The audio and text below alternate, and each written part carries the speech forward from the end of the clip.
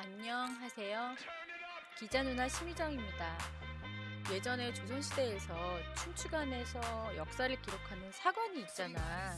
그 사관이 하는 일을 사실은 지금 현대사회에서 기자가 한다고 보면 되는데, 기자들이 정보를 전달하고 이슈를 만들고 여론을 형성하는 일을 해.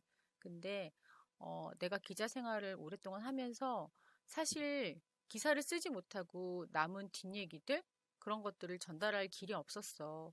근데 요즘처럼 좋은 시대에 이제 방송이 생긴 거야. 개인 방송에서는 내가 취재를 하고 남아있는 뒤에 짜투리 이야기들 이것들을 전달할 수 있는 길이 생긴 것 같아서 방송 시작하게 됐고, 오늘은 일요일이라서 근무를 했는데, 다른 사람들이 일요일날 웬만하면 쉬잖아. 근데 나는 월급쟁이, 회사원인데도 불구하고, 월요일날 신문을 만들기 때문에, 월요일자 신문을 먼저 앞서서 만들기 때문에, 일요일날은 일주일에 두 번은, 한 달에 두 번은 나가서 일을 하고 있어. 그래서 오늘 회사에서 굉장히 바빴는데, 이유는 뭐냐면, 최저임금 때문이야. 최저임금이 10.9%로 이제 내년 인상안이 결정이 됐는데, 자, 볼게요. 보면 최저임금 10.9% 인상했다. 그래서 157만 3,770원 받던 알바생이 17만 1,380원이 오르게 됐대. 보면은, 월 209시간 기준 174만 5,150원이야. 다른 수당 없이 최저시급을 기본급으로 받는 아르바이트 근로자는 주 40시간을 근무하면 올해 157만 3,770원을 받던 것에서 내년이 되면 174만 5,150원을 월급으로 가져간대. 따라서 최저임금 인상의 영향을 받는 근로자는 전체 임금 근로자 중에서 1,988만 명 중에서 25%인 500만 명이지만 일부 근로자는 최저임금 산입 범위 확대로 인상률이 줄어들 수 있다고 하네. 이게 왜 그러냐면 기본급은 적고 정기 상여금, 보너스라고 하지? 그리고 복리후생비 등 수당이 많은 근로자들은 최저임금 인상률보다 실질 인상률이 낮도록 설계됐어. 따라서 연 4천만 원대 고임금 근로자들이 임금이 낮은 근로자와 똑같은 최저임금 혜택을 누리면 형평성에 어긋나기 때문에 판단해서야. 따라서 개정법은 정기 상여금 중 최저시급 곱하기 209시간의 25%를 넘기는 구간은 최저임금에 산입시키기로 했다. 그리고 식대 등 복리후생비 기준은 7%야. 되게 어렵네. 그치? 나도 기사를 사실 썼지만 일단 어려워. 예를 들어서 다시 쉽게 얘기를 해볼게. 매월 209시간을 일해. 그리고 기본급 165만 원에 상여금 50만 원, 복리비 30만 원을 지급받는 근로자 A씨의 월급 총액은 일단 245만 원이야. 현재 A씨의 기본급은 174만 5,150원보다 낮지만 내년도에는 월급이 변하지 않아. 상여금 가운데 월 최저임금의 25%, 즉 43만 6,287원을 뺀 액수하고 복리비 중 월 최저임금의 7%를 뺀 만큼 최저임금 산입 범위 포함되기 때문이야. 따라서 노사 합의로 상여금과 복리비를 올리지 않으면 월급 인상률은 아무리 최저임금이 인상됐다 하더라도 제로가 되는 거지. 자,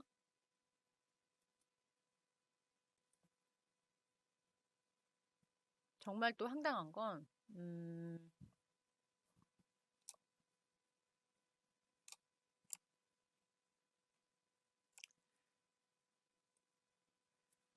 최저임금이 두 자릿수 인상해서 반응이 어떠냐면 노동계나 또 사측 입장, 경영자들이나 다 반긴 사람이 하나도 없는 거야. 대체 누구를 위한 인상인지 모르겠는데 여기저기서 반발이 있으니까 뭐 편의점 업계든 소상공인 협회든 여기저기서 지원해달라고 하는 거야. 뭐 카드 수수료를 낮춰달라, 뭐 가맹점 수수료를 낮춰달라 하는데 너무 어렵지?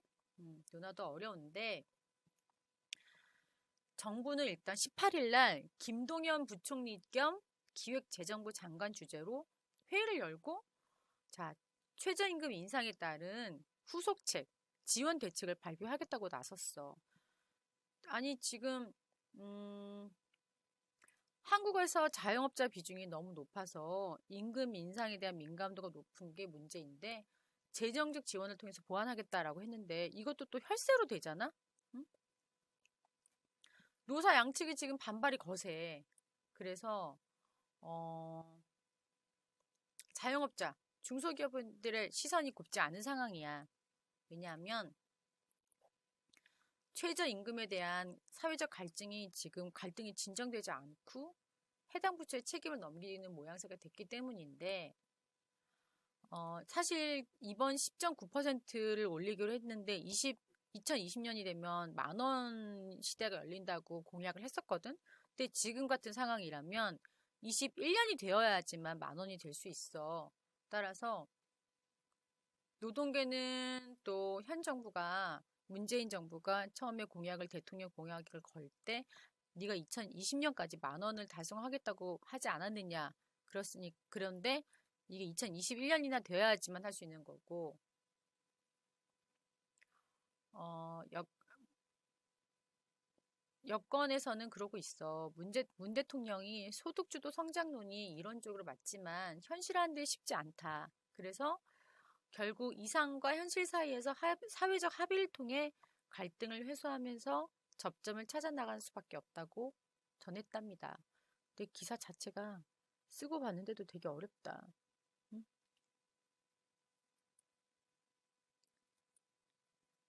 내가 안 써서 그랬나 봐. 내가 안 써서 읽어주느라 한계가 있는데, 자, 이거는 쉽게 설명하겠습니다. 이거 내가 썼거든. 오늘 이것 때문에 엄청나게 고생을 했어. 내가 맡은 파트는 유통이야. 생활경제부고 생활산업면이라서 뭐 편의점, 또 백화점, 면세점, 호텔, 뷰티, 패션, 식음료 뭐 그런 쪽을 내가 맡고 있어. 자, 이 부분은 내가 맡은 부분인데 최저임금 인상이 어디로 옮겨 붙었냐면 사실상 가장 직격탄을 맞았다고 보는 데가 편의점 업계야. 이 편의점 업계는 알바생들을 많이 쓰기 때문에 이 1,000원, 2,000원에 대한 인건비가 굉장히 크거든. 일단 당장 뭐 1,000원이라고 해도 하루면은 10시간 일하면 만 원이고, 한 달이면 30만 원씩이잖아. 근데 편의점 업계가 어쨌든 이런 최저임금 불똥을 가장 크게 이제 타격을 입은 곳인데, 자영업자들이 많고, 최저임금 인상이 결정되면서 전국 편의점 가맹협회가 모였어. 이들은 16일 날, 자, 내일 전체 회의를 열고 로열티, 가맹본부, 즉 만약에 이마트24면 이마트 쪽에다 신세계 쪽에다 주는 로열티, 가맹 수수료야. 가맹 수수료를 현재는 35%거든. 그거를 좀 인하해달라. 또 이종 브랜드가 예를 들어 이마트24하고 CU다 거기 간에 그 출점 제한이 없어. 이마트24 옆에 CU도 있을 수 있고 바로 뭐 세븐일레븐도 있을 수 있거든. 근데 그 다른 브랜드 간에 서로 떨어져서 최소한 250m 이상 제한을 둬야 된다라고 주장을 하고 있어. 또 소비자들이 카드를 쓸 때 수수료를 카드사에 내야 되잖아. 근데 그 카드 수수료가 현재 좀 많단 말이야. 카드 수수료를 조정해달라. 이런 내용을 골자로 한 실질적으로 부담을 줄어드는 그런 방안을 내일 정부하고 가맹본부를 상대로 이제 주장하겠다고 요구하겠다고 하는 상황인데, 내년에 또 특이한 거는 심야 할증, 역마진 공공서비스, 판매 축소, 월 1회 동맹휴업 등을 추진하는 내용도 논의한다고 했는데 이게 뭐냐? 자, 심야 할증? 자, 심야 할증이 뭐냐면 밤에 늦게 내가 물건을 사고 싶어. 편의점이 좋은 거는 밤늦게 언제 어디서나 새벽 2시든 3시든 배가 고프건 아니면 당장 뭐가 필요할 때 편의점에 가서 24시간이니까 살 수 있는 거였잖아. 근데 심야 할증이 붙으면은 밤에는 비싸지는 거야. 그래서 내가 낮에 샀었던 거랑 밤에 사는 거 제품의 가격이 달라지는 거지. 왜 심야 할증이 붙냐면은 밤에 일하는 알바생을 쓴다 그러면 그 인건비를 1.5배를 줘야 되는 거야. 지금 개정된 법에 따르면 밤에 알바생들한테 1.5배의 그 야근 수당이 일단 붙기 때문에 거기에 그 인건비가 증가하는 거에 따라서 제품에도 할증료를 붙어서 밤에 사는 거는 야간에 사는 건 제품이 비싸지는 거야. 그리고 나는 사실 이거 몰랐는데 종량제 봉투, 교통카드를 이제 편의점에 계신 분들은 공공성 서비스 제품이라고 하더라고. 근데 이 종량제 봉투를 팔아서 팔 때마다 팔아서 얼마나 0.7% 마진이 남나 그래. 그리고 근데 만약에 그거를 카드로 샀어. 그러면은 역마진이 생기는 거야. 교통카드도 마찬가지래. 따라서 돈이 오히려 팔면 팔수록 내가 손해를 보는 그런 공공성 서비스 제품을 판매를 점차 줄여나가고 싶다라는 걸 논의를 하겠대. 그러면 대체 우리들은 종량제 봉투는 어디서 사고 교통카드는 어디서 사야 되는 거야? 결국 소비자들이 피해를 보는 거지. 자, 그리고 월 1회 이제 문을 닫는 것. 인건비를 줄이기 위해서. 그래야지 인건비 상승에 대한 부분을 수익을 보전할 수 있으니까 그런 내용을 논의한다고 해서 이게 실제로 심야 할증이 되면은 소비자들이 정말 불편할 것 같아. 오늘 최종열 편의점 협회 이사님하고 통화를 했는데 가맹본부에 그 본사에다 주는 로열티를 5%만 낮춰도 최저임금 인상분 내년 것까지 상쇄할 수 있을 정도라고 하더라고. 그래서 여기에다가 야간 영업을 보통 하면은 본사에서 지원금을 줬나 봐. 근데 그 지원금을 야간을 이제 영업하지 않더라도 그 지원금 5% 정도를 유지해 줄 것을 아마 요청한다고 하는 것 같아. 또 우리가 가는 곳곳에 편의점이 많잖아. 이게 편의점에 진출한 브랜드들 간의 어떤 경쟁 때문인데 이 편의점 업계가 힘든 것 중에 하나가 그러니까 이게 포화도가 너무 높은 거야. 포화도가 세계 최고 수준이야. 이 작은 땅덩어리에 편의점이 너무 많은 거지. 그래서 근접 출점, 가까운 데 출점하는 것을 제한하는 논의도 아마 이제 급물살을 탈 걸로 보이는데 사실상 이런 한 목소리를 낸다는 것 자체가 공정거래위원회의 그 공정거래법상의 담합인 거거든. 근데 실제로 이걸 논의해서 실점을 제한할 수 있을지 없을지는 사실은 모르겠어. 일단 법적으로는 현재로서는 안 되게 되어 있어. 근데 일단 공정거래위원회를 살펴보면 2015년에 4억 5천만 원이었던 편의점 점포다 연평균 매출액이 작년에 4억 2,700만 원으로 5.4% 감소하긴 했어. 카드 수수료도 지금 이제 조정할 수 있을 것 같은데 편의점 카드 수수료가 연매출 5억 이상인 곳은 2.5%였대. 그리고 주유소가 1.5%거든? 또 대형마트 같은 경우에는 0.7%, 뭐 1.5%까지도 있는데 편의점이 보니까 상대적으로 굉장히 높은 상황이야. 이 최저임금 여파는 또 어디에 영향을 미치고 있냐면 카드업계의 반발을 일고 있어. 카드업계가 또 사회적 부담을 같이 그러니까 짊어지어야 되는 상황인 거지. 왜냐하면 임금 인상으로 이제 부담을 낮추려면 어딘가에서 누군가가 돈을 많이 내야 되잖아. 인건비 상승한 거에 대해서 그걸 깎아줘야 되니까 편의점 업계 점주들의 비용을 줄여줄 수 있는 부분이 카드 수수료를 낮추는 거거든. 그래서 정부가 카드 수수료 인하 카드를 꺼내들 것으로 보여. 그러면 카드 업계가 무슨 봉인가? 그리고 올해가 3년마다 진행되는 수수료 재산정 작업이 있는 해래. 그 수수료를 3년마다 재산정하는 건 거야. 올해가 그 해인데 여기서 이제 정부가 카드사한테 니네가 이번에 좀 또 고생을 해달라. 이럴 가능성이 높다는 거야. 온라인 가맹점 우대 수수료, 소액결제 수수료 면제, 또 뭐 이런 것 등 20대 국회에 계류된 법 개정안 중에서 수수료를 겨냥한 법안이 14건에 달한대. 그래서 수수료 인하를 아무 때나 쓰는 거야, 정부가. 따라서 카드사가 얼마나 악화율을 걷고 있니? 응? 왜냐하면 지금 모든 카드사가 지난 1분기에 순이익이 40%나 감소했대. 사실 내가 알기로는 현대카드 이런 데 되게 잘 되는데 굉장히 어렵다 그러더라고. 옛날에 LG카드라는 게 있었던 거 기억하나? 근데 그 LG카드도 인수됐잖아. 실적이 급감한 카드사들은 카드 모집인을 오히려 축소해. 그리고 돈이 들어가니까, 인건비가 들어가니까. 또 경조사비, 회의비, 회식비, 그런 자기네 본사 운영비들을 대폭 줄이고 자구책에 나섰는데 더 이상 낮출 수수료도 없다고 하는 상황인 거야. 자, 이번엔 또 어떤 문제가 생기냐면 편의점 가맹점주들은 또 뭘 요구하고 나서냐면 임대료가 인상되는데 임대료 인상을 낮춰달라고 하고 있는 거야. 그러면 임대료를 받아서 사는 건물주들은 또 무슨 죄야? 그치? 그래서 상가 소유주들, 뭐 건물주들 그 사람들의 반발도 거셀 것으로 보여. 가뜩이나 지금 부동산 관련 세금이 오르고 있잖아. 그리고 또 임대차 규제로 상가 수익률도 떨어질 수 있어. 응? 그래서 한 상가 소유주가 말을 했어. 청와대 게시판에다가 임대료를 놓고 임차인과 분쟁이 벌어졌을 때 10년을 꼼짝없이 기다려야 되냐? 어? 임대인들의 권리를 지나치게 제약한다라고 주장했어.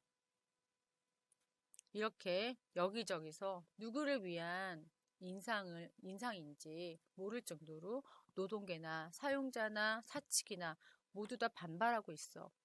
그 때문에 내가 오늘 너무너무 힘들었단다. 자, 내가 너무 동생한테 얘기했나?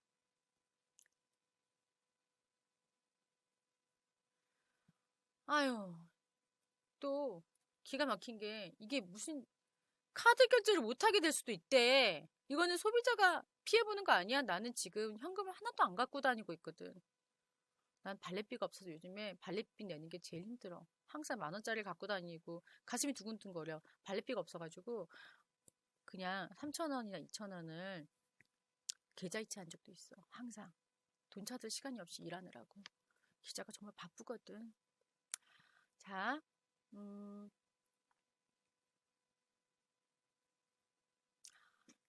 최저임금위원회가 내년 최저임금을 10.9% 올리기로 함에 따라서 편의점 점주들은 전국 7만 점주를 범법자로 만드는 결정이다. 또 문을 닫아 인건비 부담 때문에 문을 닫는 곳이 더 속출할 것이라고 우려했어. 근데 왜냐하면 여기서 이제 내가 편의점을 하고 있지 않고 내 아빠가 편의점을 하고 있지 않고 내 친구가 편의점을 하고 있지 않다고 해서 남의 일 보듯이 할 수도 있지만 일단 당장 나한테 피해를 보는 거 우리 소비자가 피해를 보는 부분이 뭐냐면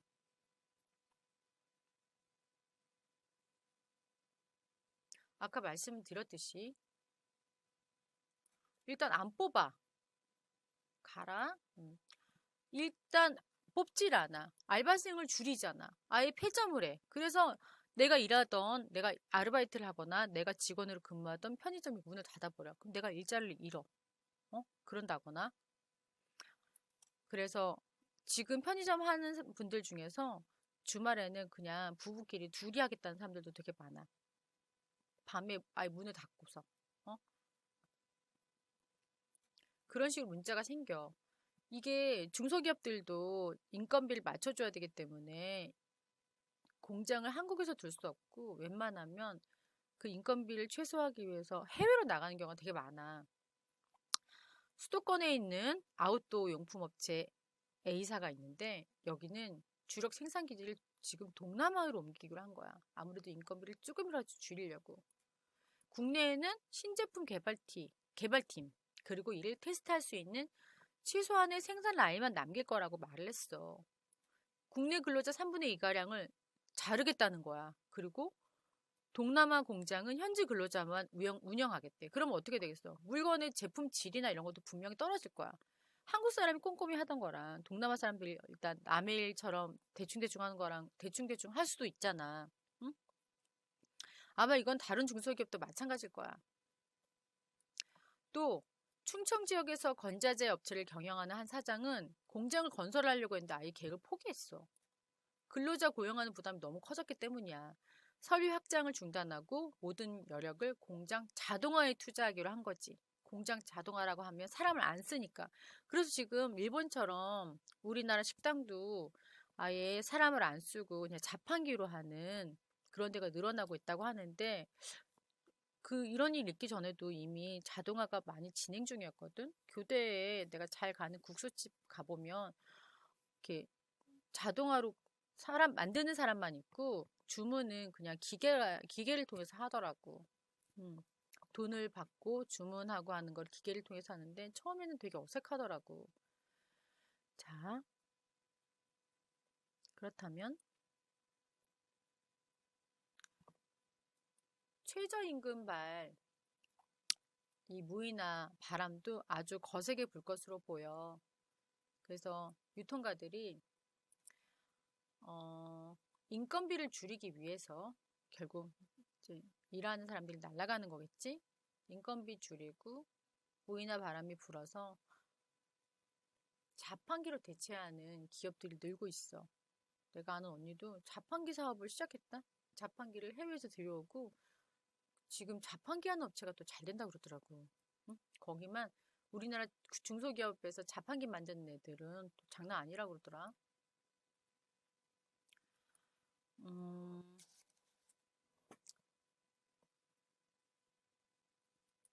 자, 완전한 무인화 시스템을 구축하려면 초기 투자 비용이 적지 않게 드는 만큼 비용 투입을 최소화하면서 효과는 극대화할 수 있는 자판기를 선택하고 있어. 그래서 아마 기술이 더 발전하겠지? 그러면 완전한 무인화 투자 비용이 더 낮아질 때까지 일단 과도기적으로 인건비 절감을 위해서 자판기 활용하는 사례가 더 늘어날 것으로 보여. 급식업체 삼성 웰스토리라고 있는데 거기가 업체 최초로 간편식 자판기를 선보였어.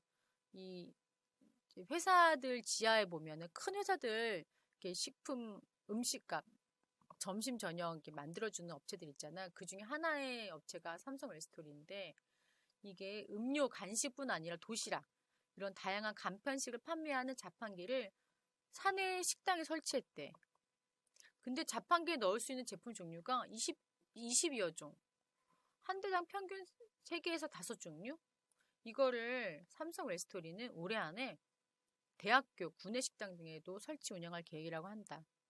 어, 내가 지금 대학원을 다니고 있는데 그 대학원에도 이미 자판기로 운영을 하더라고. 주문이나 그런 걸 자판기로 하고 이제 이게 음식 만들어 주시는 주방 아줌마들, 주방 엄마들이 이제 음식만 만들어 주시고 직접 주문을 하시지는 않더라고.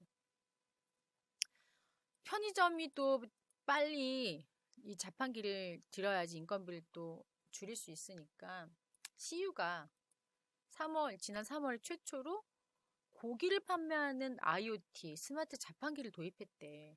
농협, KT, 또 알파 미트 코리아 등이 공동 개발한 냉장육 무인 판매 플랫폼이래. 그래서 숙성 냉장고랑 자판기를 결합해서 이렇게 터치만 해도 간편하게 신선한 고기를 구입할 수 있도록 하는 무인 자판기를 개발했다고 하네.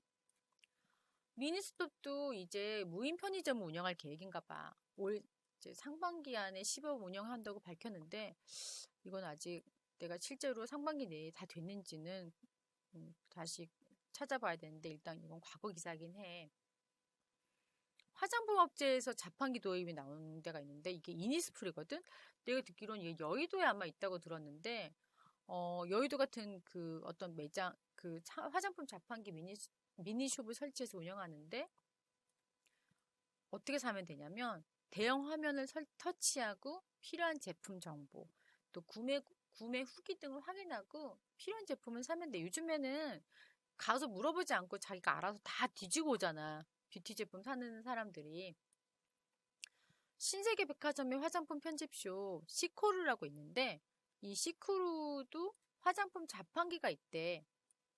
시코루 클럽 회원이 구매 금액에 따라 제공되는 전용 코인을 사용해서 원하는 기초, 색조 화장품, 또 헤어, 바디 제품을 뽑을 수 있다고 합니다.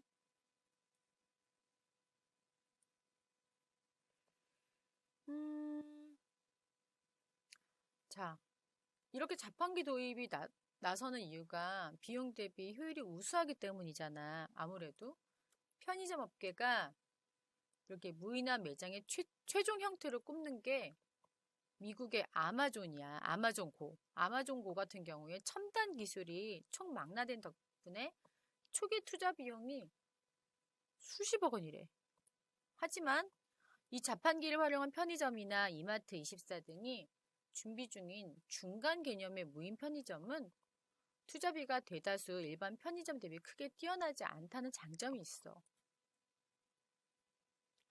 어쨌든 나중에는 판매를 하는 사람이 계속 없어질 거고, 이 인공지능, 로봇이 발달함에 따라서 무인 자판기도 아마 로봇이 이렇게 말하면서 사람처럼 팔지 않을까? 갑자기 그런 생각이 드네. 어머야, 내가 맨날 이래. 그래서 아무것도 잘못 눌러. 자,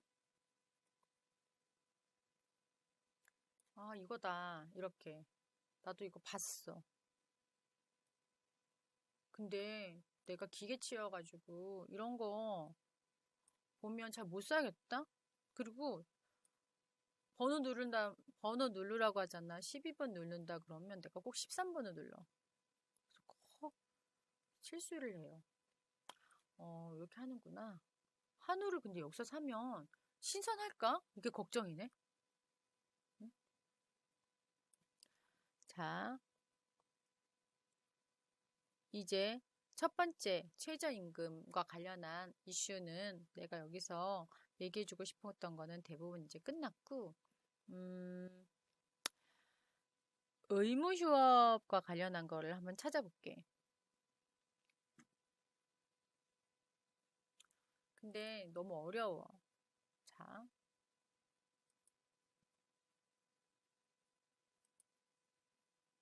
내가 썼던 기사에서 일단 심의정을 쳐보고 규제. 자,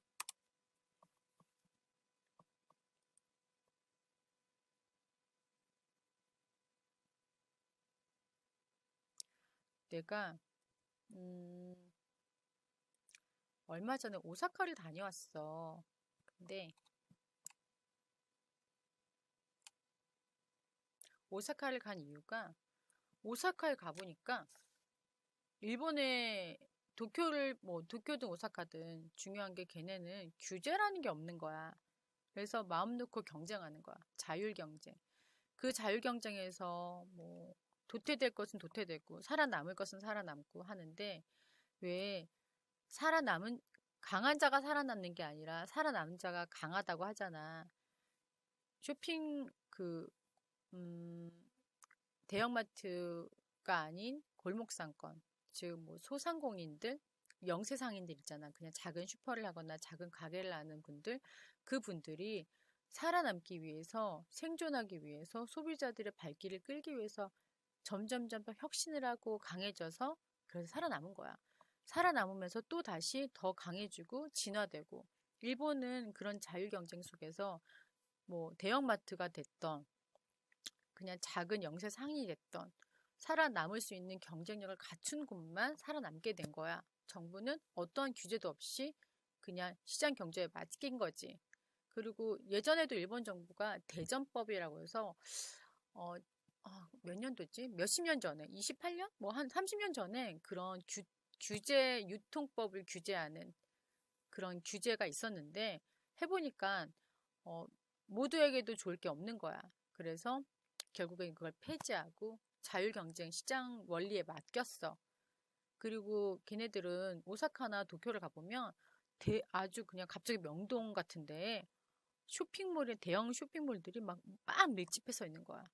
근데 그 밀집한 쇼핑몰에 우리가 만약에 그러니까 명동이라고 치면 명동에 쇼핑을 갔어. 관광객으로서 갔는데 한 번 돌고 며칠을 돌고 나면 더 이상 와서 살 게 없어지잖아. 볼 게 다 봤잖아.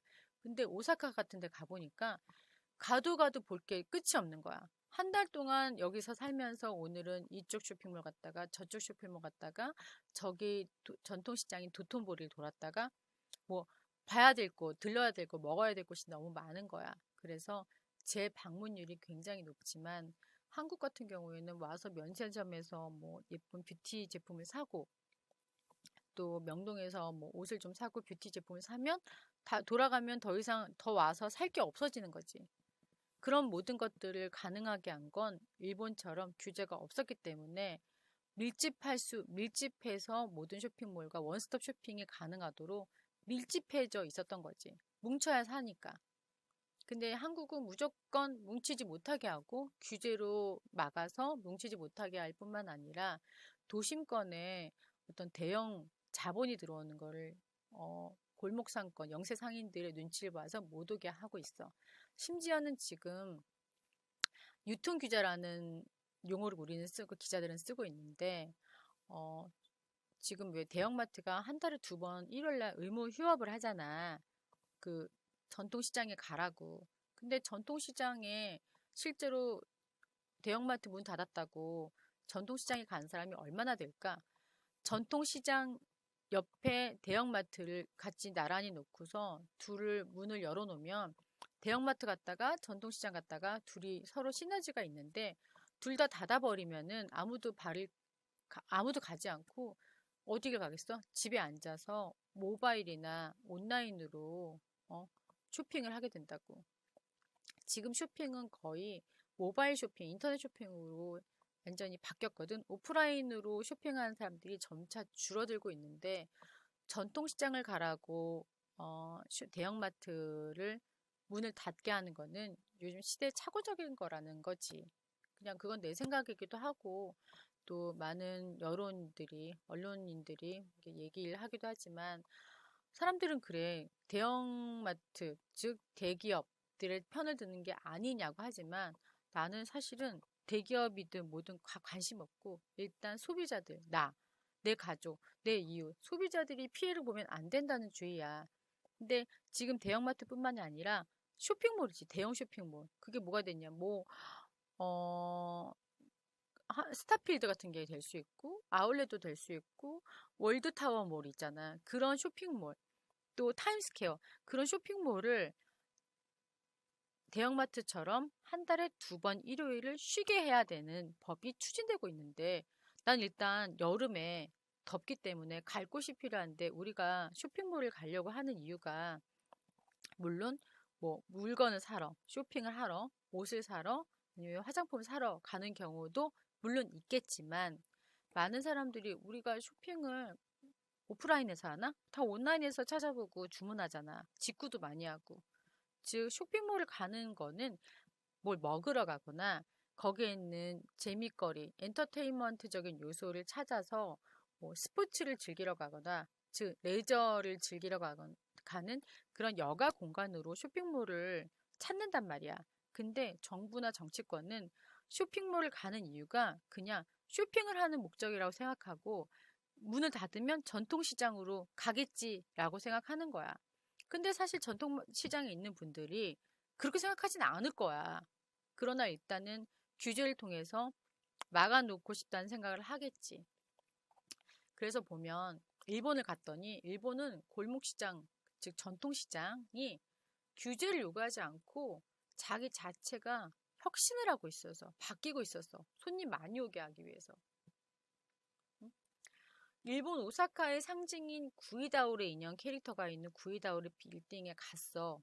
거기는 개그맨이 토크쇼를 보면서 식사를 즐길 수 있는 레스토랑이 문을 열었거든, 얼마 전에. 근데 이 구이다오레라는 말을 들어봤는지 모르겠지만, 오사카를 다녀본 사람이라면 이 인형을 보면 알 수 있을 거야. 왜냐면, 구이다오레는 사치스럽게 먹고 마시다가 재산을 탕진한다. 돈 다 쓴다. 뒤집어진다. 이런 뜻으로 미식의 도시 오사카의 도톤보리를 상징하는 별칭이래. 근데 정말 특이했던 게 이 레스토랑 이분이 이 도톤보리 상인의 사무국장이야. 그 사무국장 이분을 만났는데 그 도톤보리 상인회가 바로 이 구이다오리 빌딩 지하 1층에 있었어. 그 사무실이. 그래서 이분을 만났는데 도톤보리 상인들이 3년 전부터, 즉 우리나라의 뭐 경동시장 같은 그런 상인들이 오래전부터 오락, 놀고, 토크하고, 개그우먼들이 와서 토크하고, 또 맛있는 것들이 결합된, 식당이 결합된 신구이다올의 거리를 만들기 위해서 노력해온 거야. 그래서 그렇게 해서 처음 선보인 레스토랑이 있었어. 6월 1일에 오픈했다고 하더라고. 이런 것처럼 왜 이런 레스토랑 오픈했냐고 물어보니까 사람들이 더 오랫동안 머물고 돈을 많이 지갑을 열게 하기 위해서 이런 레스토랑 오픈했다는 거야. 근데 이렇게 일본의 골목상권, 전통시장은 지금도 계속 변신 중이야. 뭘 위해서? 소비자들이, 관광객들이 많이 찾도록 하기 위해서. 이렇게 자체로 셀프 혁신을 하고 있었던 거지. 그래서 도톤보리에 예전에 있었던 극장들이 막 생겨나고 있는 거야. 응? 쇼핑, 먹거리, 그런 엔터테인먼트적인 요소를 결합해서 손님의 발걸음을 잡아두려고. 일본 에도 시대에 10개 있었던 그 가부키 극장이 40년 전에 이제 5개로 줄었대. 그리고 몇 년 전에는 한 곳만 있다가 최근 이제 관광객들을 모으기 위해서 수익을, 그러니까 객단가 한 사람이 쓰는 비용, 그 비용을 늘리기 위해서 총 요즘에 4곳으로 늘어났대. 그랬더니 실제로 현지 상인들이 그래. 5년 전보다 관광객이 2배로 늘었다는 거야. 이렇게 변화하고 있는 모습들, 소비자들을 변화하는 모습은 곳곳에서 있었어. 뭐 가는 곳마다 드럭스토어가 있었는데 얼마나 드럭스토어에 사람이 많은지 줄 서다가 그냥 나왔네. 응? 한국인들이 일본에 갔더니 반은 중국인이고 반은 한국 사람인 거야. 그래서 사실은 가서 클럽도 갔었는데 밤에. 근데 한국 클럽보다 일본 클럽은 되게 건전하더라. 난 일본 클럽을 갔는데 물론 복장이 좀 클럽스럽지 않긴 했어. 너무 얌전했지만 나 이런 얘기 해도 되나? 잘리면 어떡하지? 취재 가서 클럽 갔다고? 근데 그 이제 우리나라 클럽은 가면 이렇게 작업하는 남자들이 되게 많잖아. 근데 거기는 정말 작업을 정말 안 하더라. 근데 건전해서 안 한 걸까? 아니면은 내가 어필을 못해서 안 한 걸까? 일단 조금 슬프긴 했지만 굉장히 재밌게 놀았고 새벽 2시까지밖에 안 하더라고. 우리나라는 밤을 꼴딱 새잖아. 그래서 굉장히 건전했어. 음, 자, 그리고 이거 말고 또 있어. 내가 쓴 것 중에 심의정, 유통규제. 정말 하고 싶은 얘기야.